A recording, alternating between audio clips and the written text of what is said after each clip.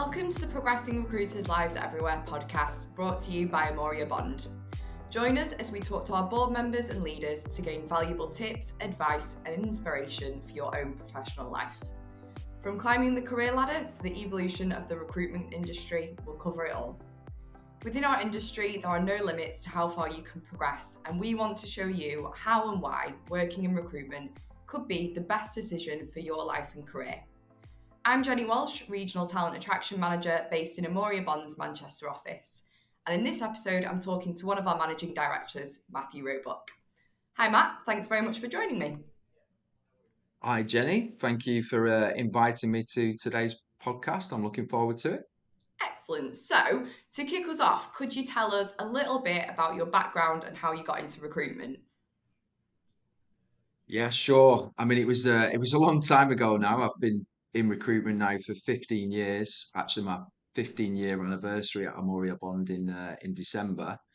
Uh, Background was typical. Went to university. Um, wasn't really sure what I wanted to do after university. Studied, and when I finished, I got into sales. I worked for a couple of different companies. Got a feel for what I liked and what I didn't like. And I think, like many people that join the recruitment industry, I didn't really know a lot about it before, right? Yeah. I didn't go to school or university and dream to become a recruitment consultant. I kind of fell into it. I had a friend that joined Amoria Bond about 6 months before me. They gave me an insight into what it was like, how much they was enjoying it. So that kind of prompted my application with Amoria Bond, and I started to look at other recruitment businesses. And rewind 15 years, December 2007, I joined the business, and I guess never really looked back. What was it that, because you mentioned that you looked at like a few recruitment businesses, what was it that made you join Amoria Bond? At the time, it was definitely the people that I met. So the owners of the business were young, dynamic, ambitious. They was very clear on the vision, and I had a three-stage interview process in every meeting that we had, they was very diligent. They asked a lot of questions. They really wanted to get to know me, and it just felt exciting. It felt like it was the start of something that was going to be pretty big. Yeah. And if I look at some of the other companies that I met at the same time, these were more well-established businesses. They were much bigger organizations where the management style was probably a little bit older, outdated. I probably had a bit of a fear of what the culture might be like and whether or not that would be suited to me. So in the end, I could see that there was three very passionate owner founders that wanted to create a great recruitment business, and that was kind of what we got hooked into Amoria Bond. So, Matt, as you've mentioned, you've been in the industry for 15 years, and I think you'll agree, recruitment has changed a lot over the years. What are some of the biggest changes that you've seen in the industry? Biggest changes so far, I definitely say in 15 years, and that's just not recruitment it's not only recruitment industry related, but there's much more technology and automation. So if I rewind back to my first 2 years in recruitment, maybe even three, I don't even think we was using LinkedIn. Yeah. It was very much a contact sport, a phone-based job. You had to be highly skilled at networking names and getting referrals. And if you didn't do that, you found it difficult to build a market, right? Where we are today is there's much more data readily available, right? Everyone has access to LinkedIn. In Germany, people have access to Zing. Not everyone is on those platforms, so a really good recruiter will be skilled in both. But technology has massively changed, and if I look at some of the smaller aspects of the job, when I don't know, let's use an example of searching for Mm. candidates. I recall spending half an hour building Boolean searches, on Microsoft Word, right? Based on keywords. Now, with a click of a button, you can drop that into an automation tool and they build that for you. Um, there are automation tools that feed you leads into your business. So, think definitely from an automation and tech perspective, there's been massive advancement, and that feeds in um, to the recruitment consultant's job. So tech and automation is definitely a big one. Think even now, as we're discussing this podcast, there's there's a lot more focus on personal brand. In the last 2 years, if you look at um, if you're someone that's using LinkedIn daily, you can see that people are posting more content, um, making sure that they're relevant for the markets that they operate in. It's more of a value-led and thought content-based industry. And when I think back 15 years, actually, it was quite transactional, Yeah. right?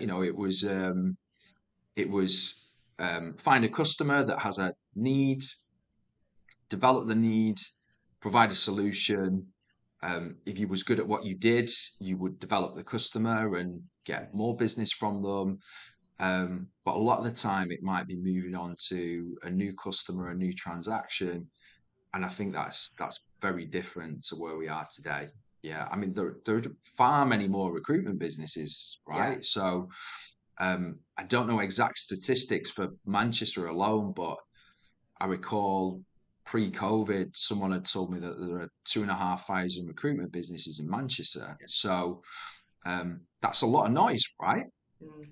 So you have to be relevant and you have to make sure that the information that you're pushing out to the market, to your candidates, to your customers, to potential hires into your business is adding value to people. Yeah. Um, the third one that I would like to mention is a bigger focus on health and well-being. I think there's been a massive mindset shift in the industry. Um, there's been a massive mindset shift at Amoria Bond in terms of what support that we provide. But when I joined recruitment 15 years ago, it was kind of work hard, play hard kind of industry, right? Work late to fill jobs, coming at the weekend because we didn't have remote working opportunities, and that's completely changed. I'm not saying that you don't need to still work hard to be successful, right? That's the same in any industry, whether or not I decide to set up my own business in a different industry like a restaurant. If I want to be really good at what I do, then I'm going to have to go the extra mile and put lots of effort Yeah. in. But what I do think is great is that there's much more focus on people's well-being. So that's making sure that, um, as a company, we have mental health first aiders to ensure that people have the right support. We have the spa and wellness days that we've rolled out in the last 12 months. In the last management conference that we did in Milan, we had lots of health and well-being activities. We did Pilates, which was really cool, Tai Chi. But overall, the general topic around making sure that there's balance in people's life, I think is really, really important. So the job that we do in recruitment is very heavily knowledge and data based, right? Um, and it's not physically difficult, but in terms of the information and the situations that you're put in, then it can impact you emotionally and it can Mm. cause stress, right? So I think the education around making sure that people have the right balance, making sure that people eat well, making sure that people do physical activities Yeah. to help with mindset, I think has been a big change in 15 years, and is a very positive change for the industry as well. Yeah, absolutely. Couldn't agree with you more on that. And how do you manage to maintain a good culture despite the growth in the German office? It's a really good question. Actually, we had to make some, I think, some quite big changes from a cultural perspective. So, firstly, we had to recognise that culturally Germany is different to the UK. I think that's the first important thing to recognise, that there are cultural differences, whether or not that's, people are educated differently, people study for a longer period of time in Germany and probably join the workforce a little bit later than what you would do in the UK. Um, One of the biggest changes, and that's had the highest impact in the last few years, is we set up a culture committee in Germany. So we had feedback that in some of our cultural surveys, that maybe there was some frustration around top-down management decisions and choices, and we decided that we would effectively set up a committee in Germany that anyone could join, whether or not you was a trainee or a working student. You just joined the business, right up to management level. No directors, no managing directors involved.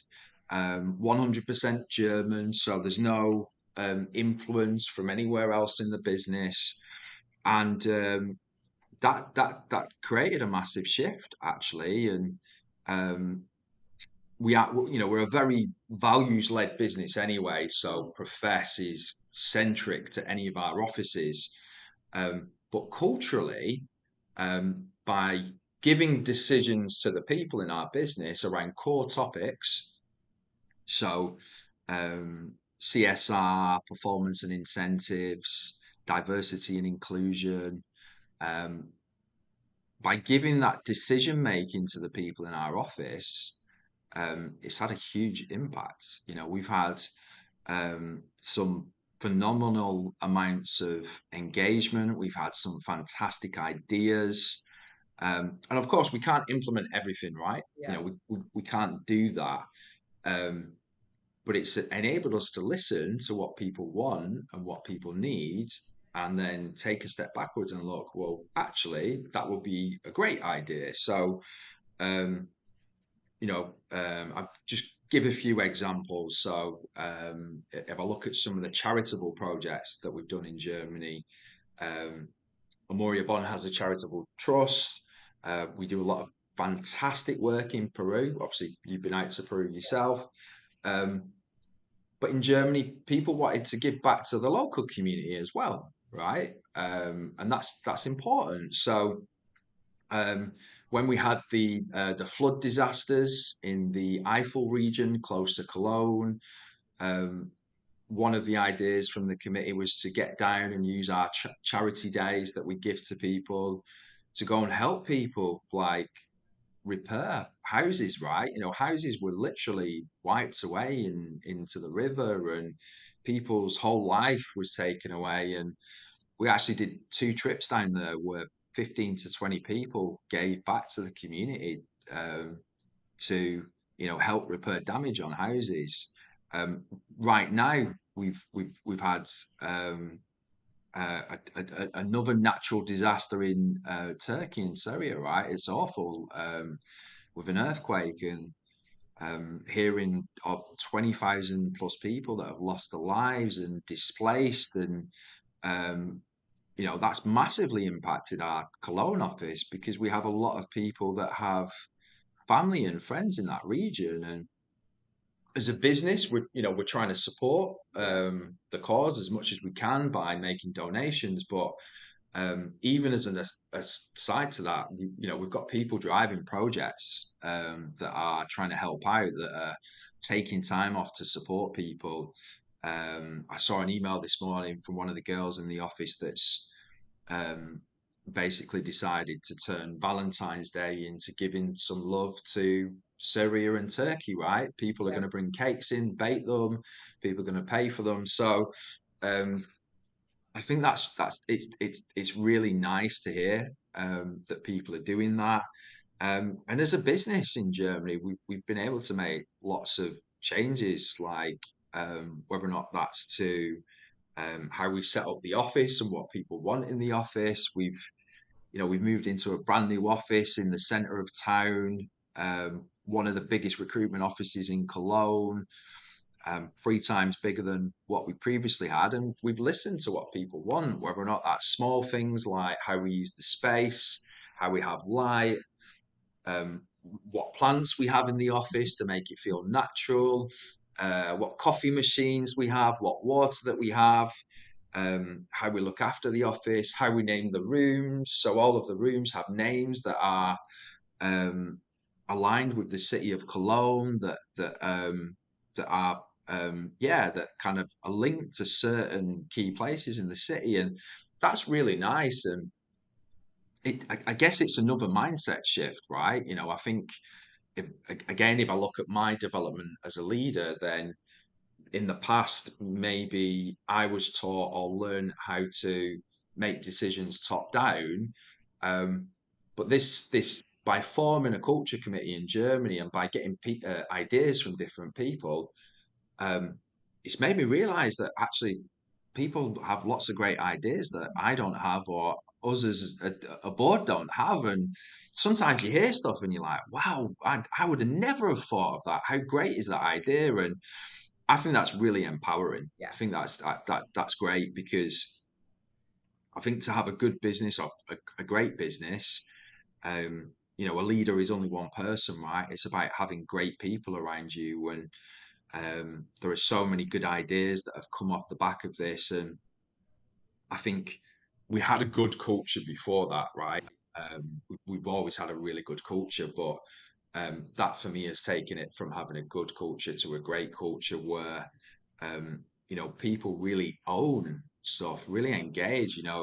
Um, if I look at the amount of referrals that have come into our business in the last 12 months, um, you wouldn't refer people into your employer if you wasn't engaged, right? Yeah.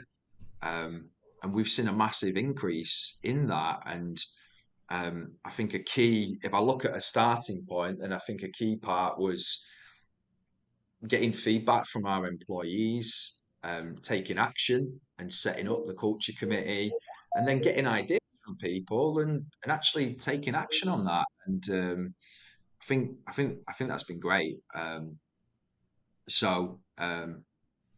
think, yeah, culturally we have.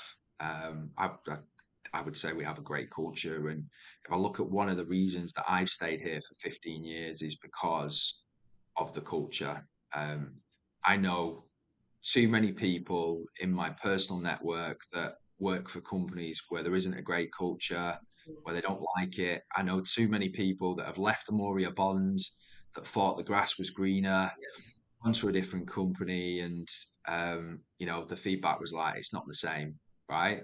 Um, I, I don't think any company's perfect, right? There's going to be pluses and negatives, but um, actually culturally, I think Amoria Bond does a lot of things really well, and yeah, I think that's had a real high impact within our business. Amazing. And you mentioned something earlier with regards to one of the changes around personal branding and making sure you kind of stand out against the rest of the noise, which is some really, really good advice. What other pieces of advice would you give for someone who is just starting out in recruitment? I would, I think before you start in recruitment, I would encourage to try before you buy. So in Germany, we have internships in recruitment, Mm, where people get to come in and work for our business. We take on working students, and it's a great opportunity to actually experience what the job is, right? Um, I think speak to people before you join the industry. Speak to people that work in recruitment. LinkedIn, there's a massive pool of people there, right? So you can talk to people in the industry. But if you commit to joining recruitment and starting within the industry, I think there's a couple of key things that I would say. So number one is be open-minded. I think, especially at Amoria Bond, we teach a process that is very successful. It's a process that we constantly evolved over the last 15 years, and the process helps people get to where they want to be. It's a bit like when you go to the gym and you do a class, or you hire a personal trainer, right? If you hire a personal trainer, they're going to give you clear steps around your diet, and they're going to give you clear steps on your gym routine. So um, I would say be open minded to follow a process that you might not necessarily know already. Um, I definitely think people need a growth mindset to be in this industry. Um, I think in general, a growth mindset is going to help you in whatever you do. So if you're someone that enjoys learning new things, if you're someone that enjoys implementing new things or trying new things, then I think recruitment is it's a great industry for Yeah. you to work in. And I guess the final thing would be related to the balance topic. So I've worked with a lot of people over the years that come into the industry and put so much pressure on themselves to be successful and, give it 100%, but then don't necessarily think about um, what they're doing outside of work. Are they investing enough time in health and well-being? Are they investing enough time in family and personal relationships? And um, if you just focus 100% on career and recruitment, I think especially in the first 6 to 12 months, if you don't get the success that you think you would get or expect, then 9 times out of 10 that kind of leads to burnout or people Yeah. leaving the industry or going to a different company. So I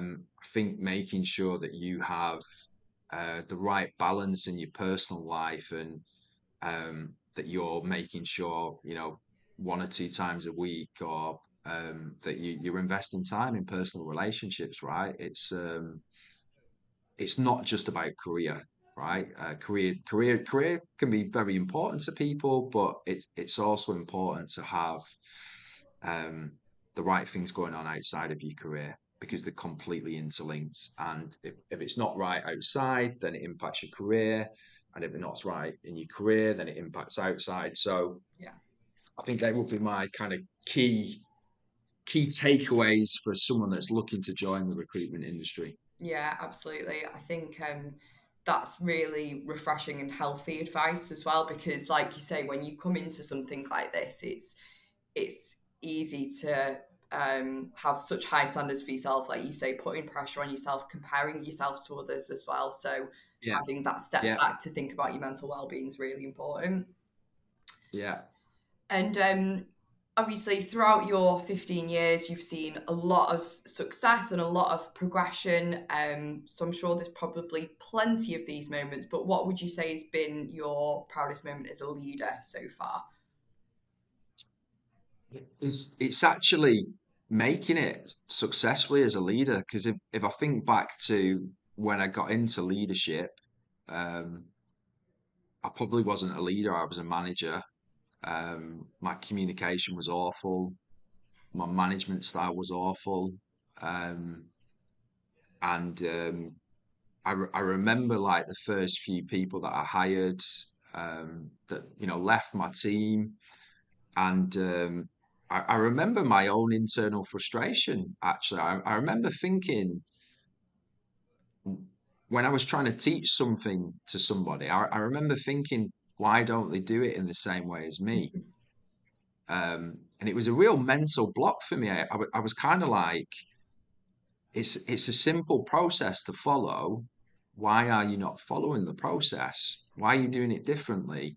Um, and I just couldn't get past it. It was a block. I'm a very rational, um, kind of process, numbers based person, right? And it was through Amoria Bond investing in my personal development and me learning that people have different personalities, they learn in different ways, they need to be communicated to in different ways. Um, it was a huge change. But I remember getting to a point where I was like, I just can't be a leader. It's not me. I'm not right for this job, right? You know, and I remember having conversations with my boss of like, I think it's time to take a step backwards. People are leaving my team, and I can't understand the reasons why. So um, I have to laugh sometimes because obviously I've been based out in Germany now for the last 8 years, and um, the people in Germany never saw that management style. They didn't see that communication. So I have people that are in stepping into leadership roles now that come to me and say, how do you do it? You know, they have the same problems that I had, Yeah. whereas like I'm really frustrated because this person isn't implementing, or they're not listening, or they're not making notes. And it doesn't just happen overnight, right? You have to constantly invest in your own learning and development, and you have to constantly have this growth mindset. And if you don't have that growth mindset and you're not willing to make changes, then that isn't going to work. There's one thing that stuck out to me on one of the courses that we did, and it was related to some of the insights tests that we use and we get people to do before they join the business. And we use insights to understand the person's personality and how they learn best. And I remember the trainer at the time said to me, you teach people how to communicate to you, right? So the way that you communicate to them is how they're going to communicate backwards. Um, and the onus is on the leader to adapt the communication style and adapt how they teach things so that the individual can learn in the right way. And so for me, when people come to me now in Germany specifically, and they give me positive feedback and say, look, Matt, you handled this situation really well. Um, Thanks for helping me out. I was really stressed and you've calmed me down and you've helped me to see it differently. And it's not as bad as what I first thought. That for me is great. It's recognition of the fact that I had a personal challenge or a personal development area that I worked on, and it's something that I've kind of developed really well. And now stepping back into Manchester with some of the people that was here when I managed here was like, I remember what you used to be like, right? I remember how you used to communicate, how you used to manage, and so for me, actually getting positive feedback from people in leadership it's just recognition for what I've done, and that's what makes me feel good. That Yeah. makes me feel nice. I can go home in the evening and feel satisfied that I'm doing a good job, and people know that I care about them, and I'm trying to create the best environment for them to work in, and I'm trying to support and develop them. Yeah. So yeah, And you can then also go on and help them with similar challenges by the sounds of it as well, which is, yeah, really great.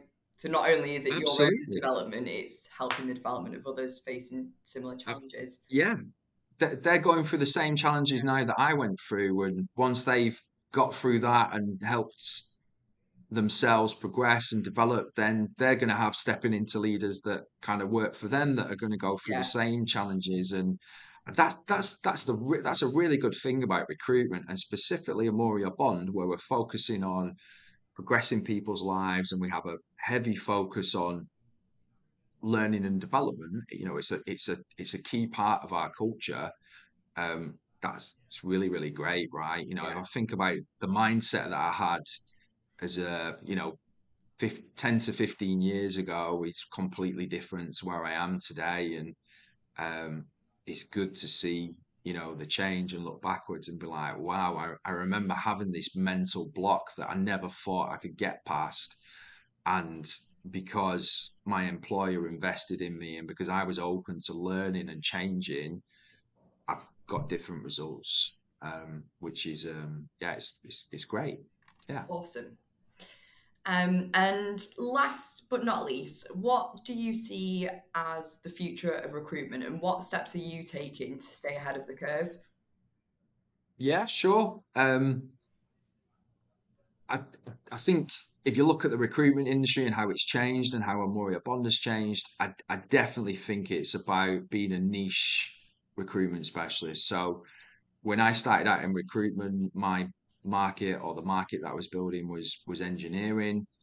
And we've really evolved that over time. And I see that um, for us to really add value in the STEM markets, then we need to be specialist niche recruiters. So if I look at the teams that I manage right now, we're focusing on electronics development that covers the whole, software systems, hardware life cycles.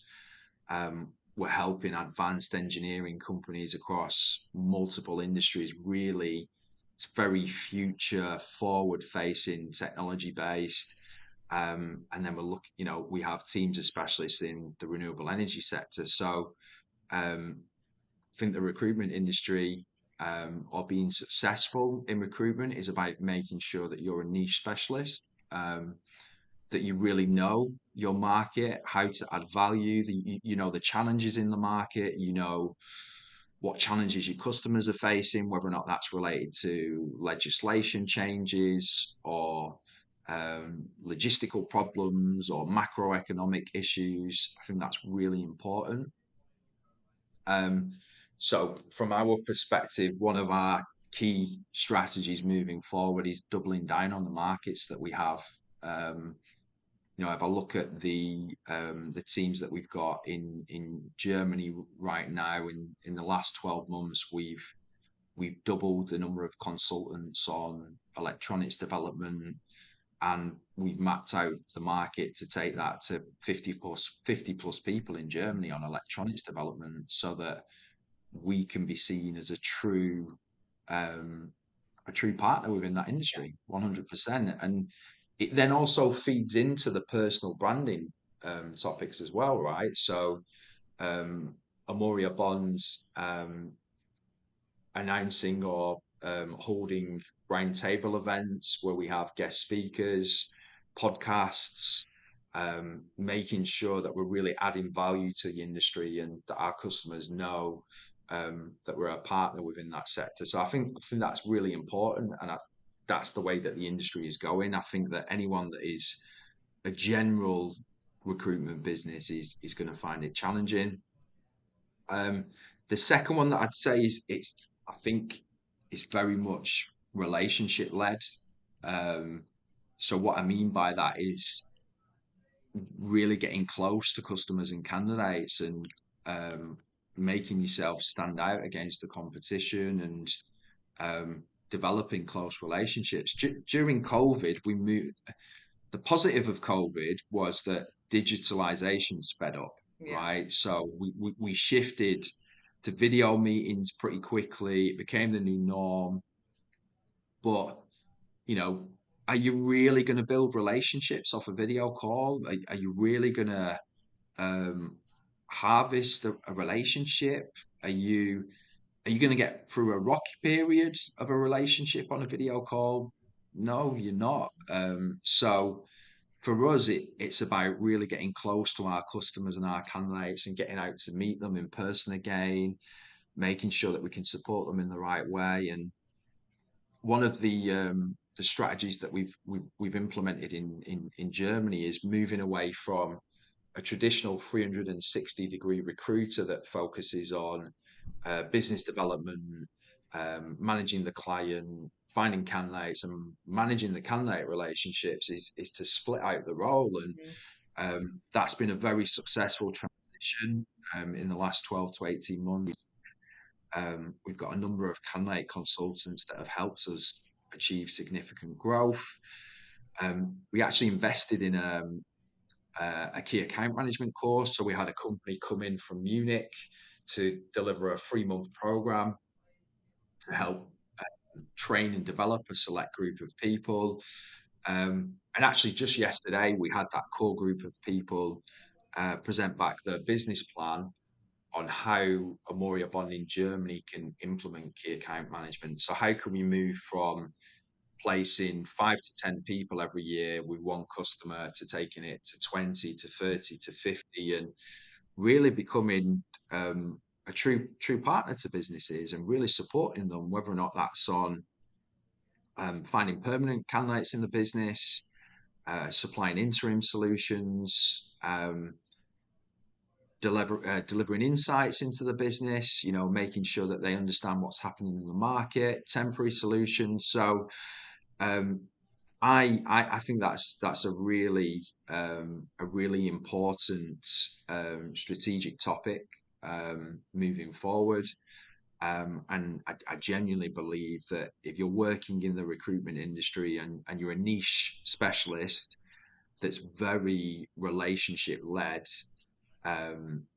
and you invest in that, then I think you'll be very successful in the industry. And of course, that takes constant work, right? Yeah. Just because you're working with a company as a partner for 5 years and you've made 50 placements doesn't mean you'll be the partner for the next 5 years, right? It's you have to work on relationship. It's like a personal relationship, right? Having a partner or being married, then we all go through challenges and it's difficult. It gets difficult, right?